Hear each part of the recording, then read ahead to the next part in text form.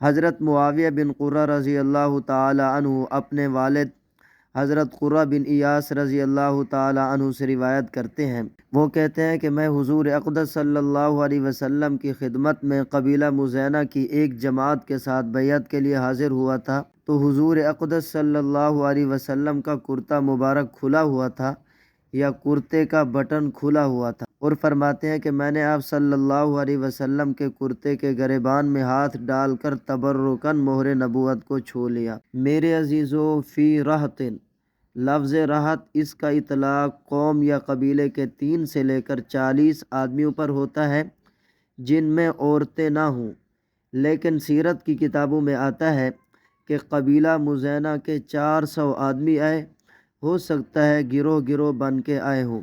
اب یہاں پر انہوں نے بیعت کی حضور اقدس صلی اللہ علیہ وسلم کے ہاتھ پر۔ بیعت کی چند اقسام ہیں، بیان کرنا چاہتا ہوں۔ پہلی قسم ہوتی ہے بیعت علی ارکان الاسلام، ارکان اسلام پر بیعت کرنا۔ نمبر 2 علی الہجرت، ہجرت پر بیعت کرنا۔ نمبر 3 علی الجہاد، جہاد پر بیعت کرنا۔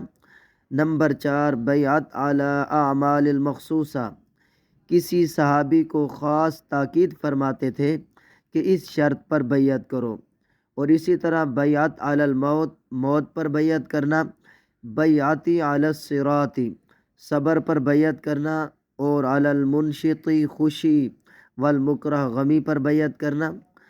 اور بیعت کی ایک اور قسم ہوتی ہے بیعت علی النصح لکل مسلم، ہر مسلمان کے ساتھ خیر خواہی کرنا۔ میرے عزیزو، علامہ ابن جوزی اور ابن تیمیہ رحمہم اللہ نے جو تصوف کی بیعت کا انکار کیا ہے، ان کی مراد اس سے وہ صوفیہ ہیں جو متصوفہ اور جاہل ہیں اور ان کے اعمال و عقائد خلاف سنت ہیں۔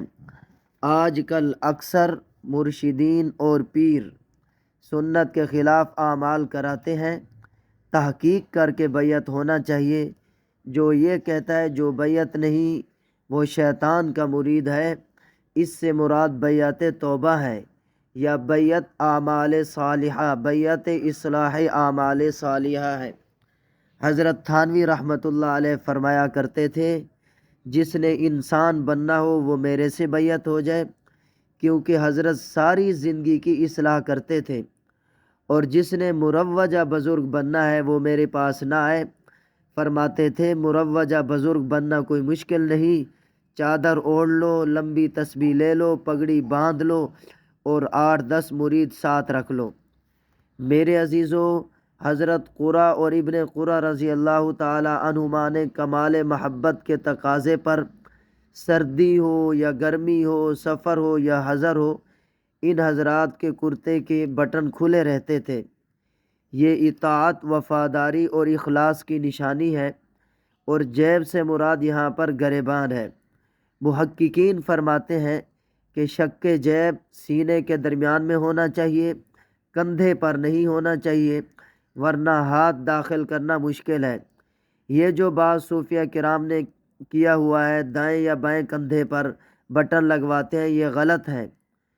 عورت کے کرتے کو درعن کہتے ہیں اور مرد کے کرتے کو قمیصن کہتے ہیں۔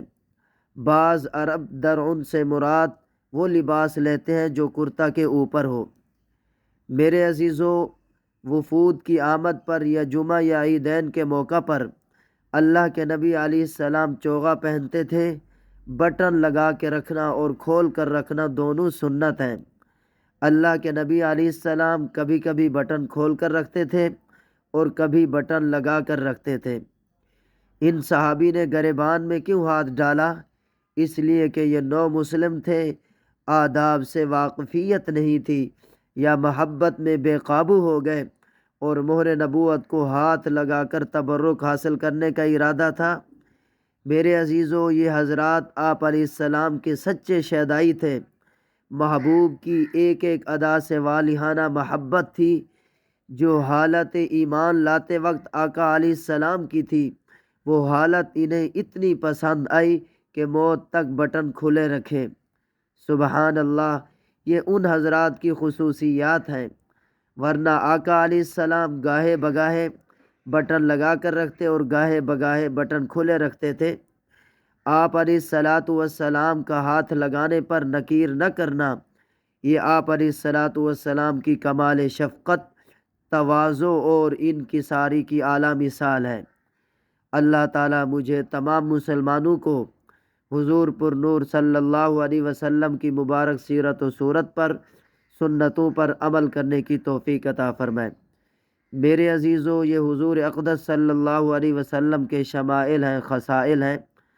آپ سے گزارش یہ ہے کہ آپ آگے زیادہ سے زیادہ شیئر کریں تاکہ لوگوں کے سامنے حضور اقدس صلی اللہ علیہ وسلم کے لباس کرتا حلیہ مبارک کا ذکر ہے، لوگ اپنی بود و باش، اپنا قول و فعل حضور کی سنت کے مطابق ڈھالیں۔ نیز آپ کو کوئی بھی دینی مسئلہ درپیش ہو تو وہ بھی استفسار کر سکتے ہو۔ مفتی محمد افضل اوفی ان۔